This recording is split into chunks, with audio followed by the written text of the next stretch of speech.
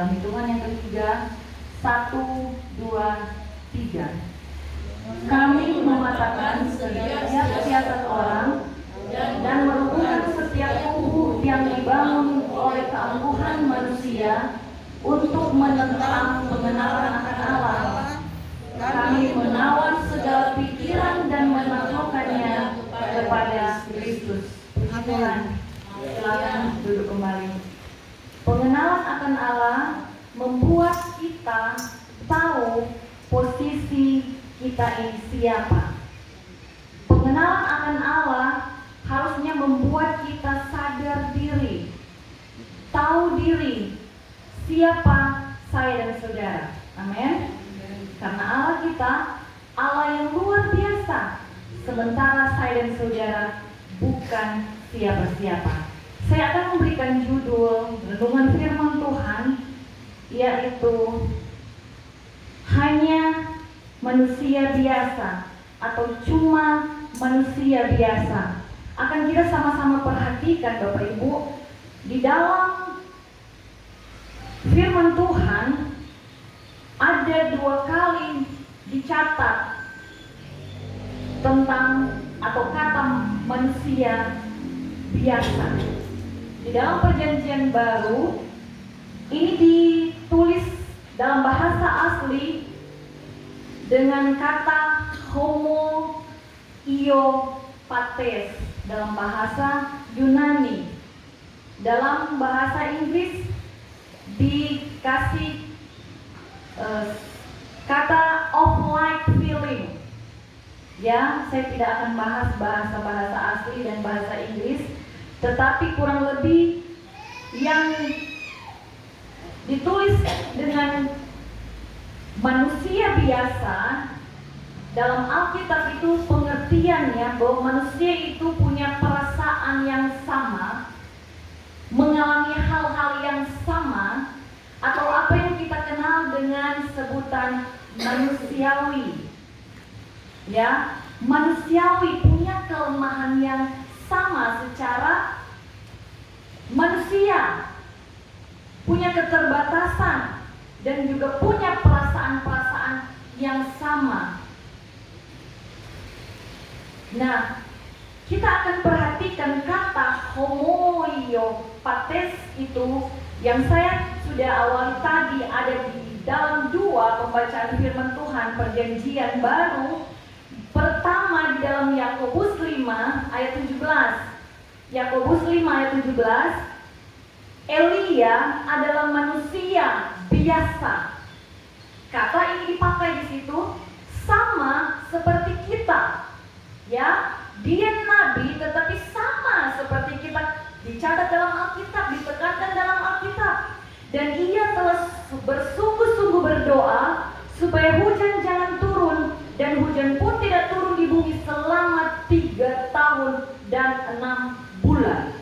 Luar biasa apa yang dikerjakan oleh Elia. Tetapi Alkitab sekali lagi saya tekankan tidak pernah menyebut Nabi Elia, tetapi Elia, dan difokuskan kepada penyertaannya yaitu manusia biasa sama seperti kita. Ya, itu yang pertama. Yang kedua, kita akan dapati kata tersebut di dalam Kisah Para Rasul 14 ayat 15. Kisah Para Rasul 14 ayat 15. Di sana Paulus dan Barnabas bilang begini, "Hai kamu sekalian, mengapa kamu berbuat demikian? Kami ini adalah manusia biasa sama seperti kamu. Kami ada di sini untuk memberitakan Injil kepada kamu, supaya kamu meninggalkan perbuatan sia-sia ini dan berbalik kepada Allah yang hidup, yang telah menjadikan langit dan bumi, laut dan segala isinya." Kita akan fokus pada kejadian yang terjadi pada Paulus dan Barnabas. Ya, kita perhatikan Kisah Para Rasul 15. Sama-sama kita perhatikan Kisah Para Rasul 15.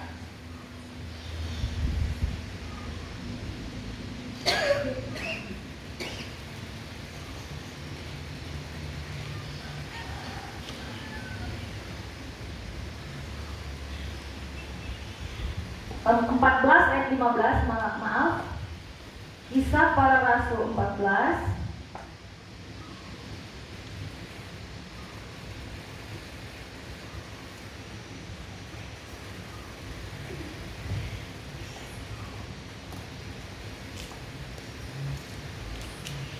di situ dijelaskan, kita sudah sama-sama baca, tetapi mari kita akan melihat kembali di dalam ayat pertama. Saya bacakan dengan cepat. Di Ikonium pun kedua rasul itu masuk ke rumah ibadat orang Yahudi, lalu mengajar sedemikian rupa sehingga sejumlah besar orang Yahudi dan orang Yunani menjadi percaya. Ayat 2, tetapi orang-orang Yahudi yang menolak pemberitaan mereka memanaskan hati orang-orang yang tidak mengenal Allah dan membuat mereka gusar terhadap saudara-saudara itu. Paulus dan Barnabas tinggal beberapa waktu lamanya di situ. Mereka mengajar dengan berani karena mereka percaya kepada Tuhan, dan Tuhan menguatkan berita tentang kasih karunia-Nya dengan mengaruniakan kepada mereka kuasa untuk mengadakan tanda-tanda dan mujizat. Ini yang harus ditekankan, bahwa yang memberikan kuasa kepada mereka adalah Yesus sendiri. Ya, Tuhan yang memberikan kuasa, menguatkan berita tentang kasih karunia itu. Selanjutnya, dan kemudian kalau kita melihat ya, di dalam, kita tidak akan baca semua, baca saja nanti di rumah, bagaimana mereka kemudian mengadakan mujizat. Di dalam ayat 9 atau ayat 10, ayat 8 kita mulai. Di Listra ada seorang yang duduk saja karena lemah kakinya dan lumpuh sejak ia dilahirkan dan belum pernah dapat berjalan. Ya, lumpuh sejak lahir. Dioperasi pun itu tidak mungkin, mustahil Bapak Ibu. Ia duduk mendengarkan ketika Paulus berbicara, dan Paulus menatap dia dan melihat bahwa ia beriman dan dapat disembuhkan. Lalu kata Paulus dengan suara nyaring, "Berdirilah tegak di atas kakimu." Dan orang itu melonjak berdiri lalu berjalan kian kemari. Dari dasar ini kemudian kita membaca apa yang dikatakan Paulus.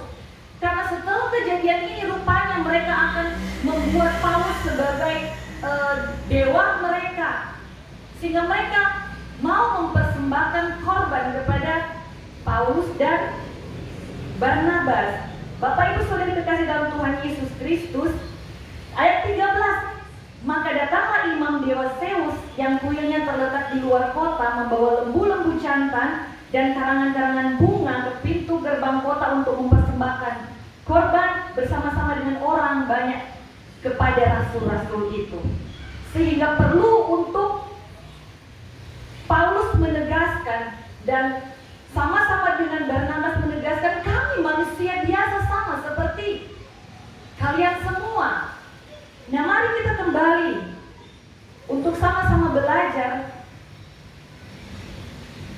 Paulus manusia biasa. Pertama kita akan dapati latar belakang dari Paulus itu sendiri.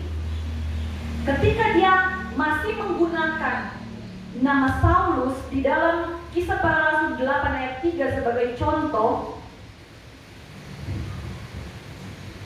Kisah Para Rasul 8 ayat 3, tetapi Saulus berusaha membinasakan jemaat itu dan memasuki rumah demi rumah dan menyeret laki-laki dan perempuan keluar dan menyerahkan mereka untuk dimasukkan ke dalam penjara.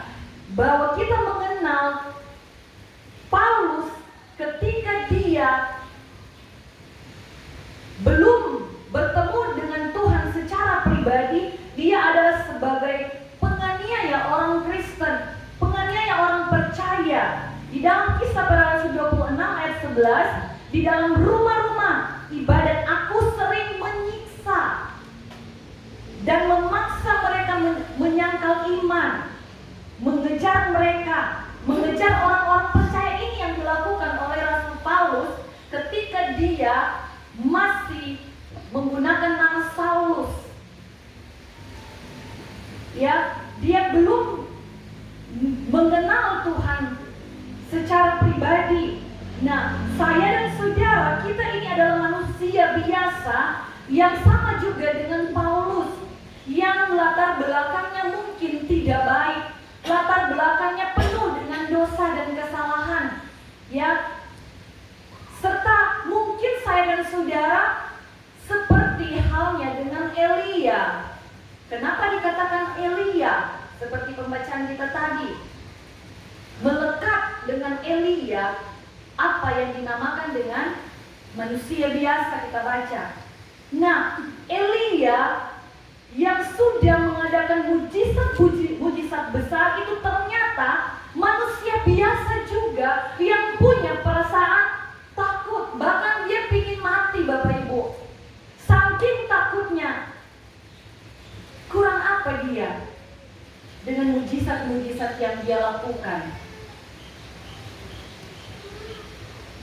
Tentu kita tahu sebagai manusia dia dipakai Tuhan untuk mengadakan mujizat ini. Tetapi bukankah dia dipakai Tuhan luar biasa? Toh juga dia merasa begitu takut dan ingin mati saja. Demikian juga kita melihat untuk orang-orang yang lain yang dipakai Tuhan. Gideon seperti saya dan saudara juga manusia biasa, dia berasal dari petani. Dan juga kita kenal dengan murid-murid, sebagian murid dari Tuhan Yesus, latar belakang mereka sebagai pelayan. Dan kita juga mengenal seorang pesina dan pembunuh yang merancangkan pembunuhan besar bagi Uria, Raja Daud. Dia mengambil istri Uria dengan cara licik agar Uria bisa terbunuh. Siapa mereka semua? Pun kita mengenal ada Nabi Yeremia. Di dalam Yeremia 1 ayat 6, saya senang sekali dengan ayat ini, Bapak Ibu. Maka aku menjawab, Tuhan Allah, sesungguhnya aku tidak pandai bicara, sebab aku ini masih muda. Itulah keterbatasan dia. Dan saya dan saudara juga punya keterbatasan sebagai manusia. Amin. Nah, seperti tokoh-tokoh Alkitab itu kita melihat bagaimana saya dan saudara ini dalam keadaan kita sebagai manusia biasa. Ternyata mereka juga manusia biasa. Yang kedua, ketika Paulus dipakai Tuhan untuk menyembuhkan, seperti dalam Kisah Para Rasul 14 ayat 8 dan 10 yang kita sudah baca tadi, Bapak Ibu, Paulus mengalami hal yang luar biasa. Di dalam 2 Korintus 12 ayat 2, di sana dikatakan, aku tahu tentang seorang Kristen 14 tahun yang lampau, entah di dalam tubuh aku tidak tahu, entah di luar tubuh aku tidak tahu. Allah yang mengetahuinya, orang itu tiba-tiba diangkat ke tingkat yang ketiga dari sorga. Ini pengalaman yang luar biasa yang terjadi kepada Rasul Paulus. Ya, dia diangkat ke tingkat ketiga dari sorga. Pengalaman-pengalaman yang supranatural juga bisa kita alami dalam kehidupan saya dan saudara yang notabene manusia biasa. Nah, Bapak Ibu Saudara di dalam kasih Tuhan Yesus Kristus, ini juga akan memberikan semangat bagi saya dan saudara bahwa kita cuma manusia biasa, tetapi hidup kita tidak sia-sia. Ya, hidup kita akan berguna bagi orang lain. Kita bisa menolong orang lain dan kita juga bisa mengalami pengalaman luar biasa bersama Tuhan kita yang luar biasa. Haleluya, puji Tuhan. Mungkin itu akan terjadi dalam kehidupan pribadi kita, rumah tangga kita, pekerjaan kita, usaha kita, dan bahkan dalam pelayanan kita. Hal-hal tersebut, hal-hal yang luar biasa akan terjadi kepada manusia yang biasa seperti kita. Yang ketiga, saudaraku, bagian 2 tadi kita melihat kita banyak kekurangan, tetapi kita tidak boleh minder dan kita tidak boleh putus asa dengan hal apapun, karena melihat kita yang terbatas ini dan siapapun dan apapun latar belakang kita, kita bisa dipakai Tuhan. Yang ketiga, bahwa manusia biasa itu punya Allah yang luar biasa. Ini penekanan yang ketiga. Ketika Kisah Para Rasul 14 ayat 13, mereka akan mempersembahkan korban kepada Paulus dan Barnabas dengan terang. Barnabas dan Paulus itu mendengarkan mereka menyobek-nyobek pakaian. Mereka merasa ini penghargaan yang tidak boleh dikerjakan, tidak boleh dilakukan, dan tidak boleh diberikan bagi mereka. Sehingga kita sudah melihat tadi di dalam Kisah Para Rasul 14 ayat 15, penekanan dari Barnabas dan Paulus begini. Tandai dengan kata ini Bapak Ibu, kepada Allah yang hidup, yang telah menjadikan langit dan bumi, laut dan segala isinya. Itu berarti Bapak Ibu, kalau kita melakukan sesuatu yang luar biasa, kita harus mengerti bahwa ada Allah yang luar biasa yang bekerja dalam kehidupan saya dan saudara. Yang harus kita tinggikan, yang harus kita muliakan adalah Allah sendiri. Bukan dengan hal tersebut kemudian kita mencari kemuliaan bagi kita sendiri. Sehingga kembali lagi ditegaskan Rasul Paulus dan Barnabas bahwa Allah itu hidup dan Dia yang berkuasa, Dia yang luar biasa, Dia yang menciptakan langit dan bumi, laut dan segala isinya. Ya, penekanan itu yang harusnya membuat saya dan saudara jangan cari kepujian bagi diri sendiri ketika engkau dipakai Tuhan. Ya, jangan tergiur dengan pengakuan orang lain, wah engkau hebat ya, engkau luar biasa ya. Karena ketika engkau terjebak dengan pujian dan pengakuan orang lain, itu akan membuat kecenderunganmu menjadi sombong dan tinggi hati.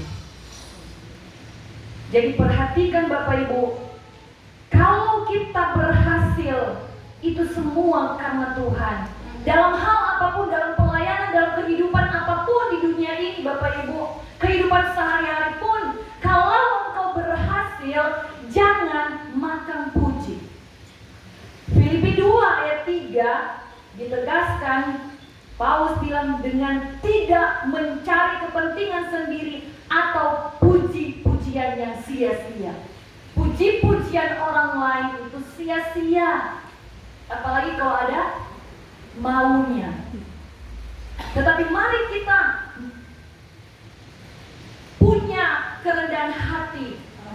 Amin. Amin. Jangan kita dipancing dengan hal-hal pujian kemudian kita menjadi sombong. Ya. Kita harus punya kerendahan hati. Tapi bukan rendah diri, rendah hati. Yang Tuhan mau orang rendah hati. Kalau rendah diri itu selalu bilang bahwa kita tidak mampu. Tetapi bukankah mereka semua yang kita sudah dengarkan tadi, baik Elia, baik Barnabas dan baik Paulus, mereka manusia biasa seperti kita, tetapi dipakai Tuhan. Jadi jangan rendah diri, merasa minder, tetapi juga jangan menjadi tinggi hati, menjadi sombong. Dalam 1 Korintus 1 ayat 27 sampai 31 sebagai rangkuman, kita cuma manusia biasa. 1 Korintus 1 ayat 27, Tetapi apa yang bodoh bagi dunia dipilih Allah. Saya dan saudara dianggap bodoh dari orang-orang dunia untuk memalukan orang-orang yang berhikmat. Orang-orang dunia yang mengaku dirinya berhikmat akan malu oleh kita yang mereka anggap bodoh. Dan apa yang lemah bagi dunia dipilih Allah untuk memerlukan apa yang kuat. 28. Dan apa yang tidak terpandang dan hina bagi dunia dipilih Allah. Bahkan apa yang tidak berarti dipilih Allah untuk meniadakan apa yang berarti, supaya jangan ada seorang manusia pun yang memegahkan diri di hadapan Allah. Jadi semua itu pilihan Tuhan bagi saya dan saudara, sehingga kita dipilih dan dipakai Tuhan. Ayat 30, tetapi oleh Dia kamu berada dalam Kristus Yesus, yang oleh Allah telah menjadi hikmat bagi kita. Ia membenarkan dan menguduskan dan menebus kita. Karena itu, seperti ada tertulis, barang siapa yang bermegah, hendaklah ia bermegah di dalam Tuhan. Amin. Haleluya. Sekali lagi, jangan minder, jangan rendah diri, tetapi rendah hati. Amin. Puji Tuhan. Pengalaman Paulus dengan Tuhan tidak membuat dia sombong. Dan ketika dia mencatat, aku tahu tentang seorang Kristen, sebenarnya yang ingin dia bicarakan adalah dirinya sendiri.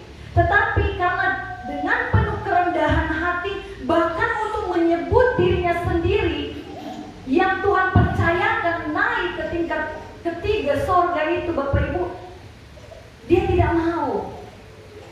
Jadi pelajaran bagi saya dan saudara, jangan selalu dengan kata saya.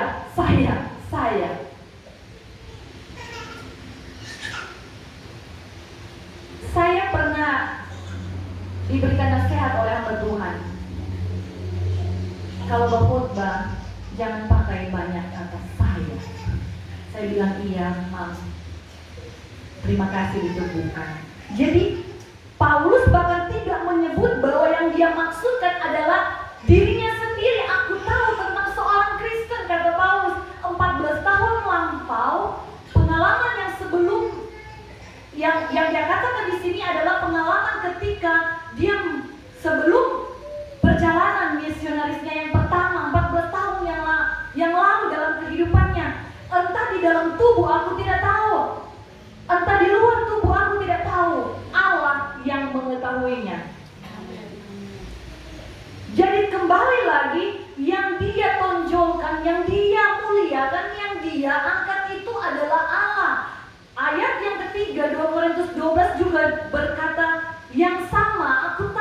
Aku juga tahu tentang orang itu, entah di dalam tubuh, entah di luar tubuh, aku tidak tahu. Allah yang mengetahuinya. Biarlah apa yang saya dan kerjakan untuk pekerjaan Tuhan bisa kita saksikan, tetapi harus kita perhatikan kemurnian hati kita. Jangan mencuri kemuliaan Tuhan. Ketika itu kita sampaikan, ya, Allah saja yang mengetahuinya, dan Allah juga yang tahu isi hatimu. Kalau engkau punya niat-niat untuk kepentinganmu, untuk kesombonganmu, Allah mengetahuinya, Bapak Ibu. Tidak ada seorang pun yang tahu. Bahkan mungkin saya dan saudara tidak sadar dengan kesombongan saya dan saudara. Allah tahu, Allah yang menyelidiki hati. Karena itu berhati-hatilah. Amin. Haleluya. 2 kali ditekankan bahwa Paulus ingin berkomitmen untuk tidak menerima pujian apapun atas pengalaman hidupnya, atas apa yang dia kerjakan, yang dikatakan orang itu luar biasa. Dia tidak mau untuk menerima pujian itu. 2 kali dia tekankan.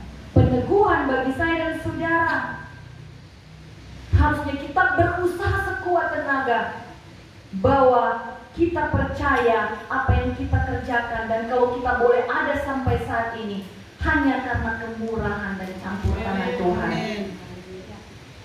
Hanya Allah yang mengetahui segala sesuatu. Puji Tuhan.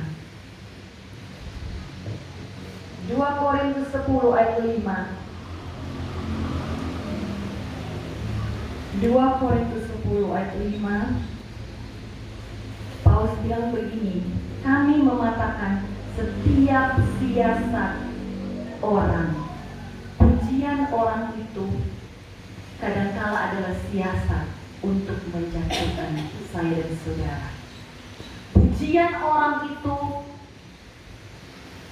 adalah cara dari iblis untuk membuat kita menjadi bangga atas diri kita sendiri. Cara kerja iblis yang licik lewat pujian orang. Kalau kita tidak berjaga-jaga, kalau kita tidak berhati-hati. Selanjutnya, dan merumbuhkan setiap kubu yang dibangun oleh keangkuhan manusia untuk menentang pengenalan akan Allah. Jadi pujian dan juga kesombongan saya dan saudara, karena kita punya bakat sombong, bakat keangkuhan ada dalam diri kita, itu akan menentang pengenalan kita akan Allah. Kita akan lupa bahwa Allah kita yang sudah berperkara dalam kehidupan saya dan saudara. Saking tergiur, saking terbuai dengan pujian orang, saking merasa kita mampu, kesombongan kita, keangkuhan kita membuat kita tidak mengenal Allah lagi. Kita lupa kebesaran Tuhan dalam hidup kita. Yang kita tahu hanyalah kita yang bisa. Dan yang kita tahu, orang mengakui kebisaan kita. Saudara kekasih dalam Tuhan Yesus Kristus. Tetapi kata Rasul Paulus, kami menawan segala pikiran dan menaklukkannya kepada Kristus. Kita harus menaklukkan segala pikiran-pikiran yang tidak berkenan kepada Tuhan. Ditaklukkan kepada Kristus. Kita harus merendahkan diri kita di hadapan Allah yang Maha Tinggi itu. Kemarin saya bicara tentang hamba Tuhan. Hamba itu bahasa aslinya itu kesek, rendah Bapak Ibu, diinjak. Saudari dalam kasih Tuhan Yesus Kristus, kenal Tuhan itu berarti kita akan sadari kita cuma manusia biasa. Elia cuma manusia biasa sama seperti saya dan saudara.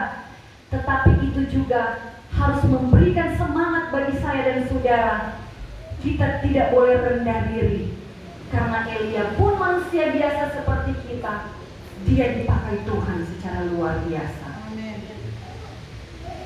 Tetapi ketika kita bisa dipakai secara luar biasa, seperti tokoh-tokoh Alkitab seperti Paulus dan Yakobus, kita harus menyadari kita manusia biasa.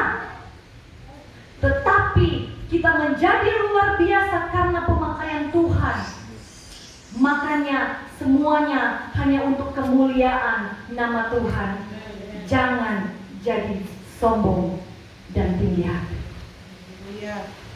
Yakobus 5 ayat 17 tadi, Elia adalah manusia biasa sama seperti kita. Jadi jangan rendah diri. Dan Paulus dan Barnabas tadi bilang, saudara di dalam Tuhan Yesus Kristus, kami adalah manusia biasa. Jangan engkau memuji kami, jangan engkau kemudian orang lain membuat kita menjadi tinggi hati. Cuma manusia biasa sama seperti kamu, kata Barnabas dan Paulus. Kami di sini untuk memberitakan Injil kepada kamu, dan Allah yang hidup itu yang menyertai pekerjaan pemberitaan Injil. Puji Tuhan. Jangan rendah diri, tetapi juga jangan tinggi hati. Firman Tuhan sudah datang bagi saya dan saudara. Cuma manusia biasa. Dua hal ini harus kita perhatikan, Bapak. Betul kita cuma manusia biasa, tetapi kita bisa dipakai oleh Tuhan secara luar biasa.